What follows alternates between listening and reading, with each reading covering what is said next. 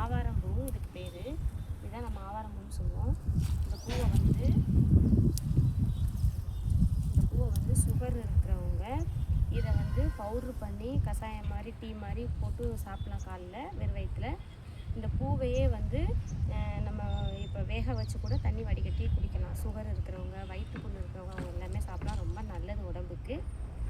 ரொம்ப சாப்பிட்டோன்னா சுகர் ரொம்ப லோவாயிடும். ஒரு நார்மலாக ரொம்ப அதிகமாக சுகர் இருக்கிறவங்க இதை வந்து ஒரு நாள் விட்டு ஒரு நாள் அந்த மாதிரி வாரத்துக்கு ஒரு 2 டைம் அந்த மாதிரி கஷாயம் போட்டு சாப்பிட்லாம். இதை வந்து பருப்புலையும் கூட்டு வச்சு சாப்பிட்லான்னு டாக்டர் சொல்கிறாங்க.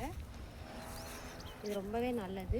இது வந்து குளியல் பொடியாகவும் பயன்படுத்தலாம், மூஞ்சிக்கு போடுறதுக்கும் நம்ம பயன்படுத்தலாம். இது ரொம்ப ரொம்ப நல்லது. ஆவாரம்பூ ரொம்ப முக்கிய பங்கு வகிக்குது.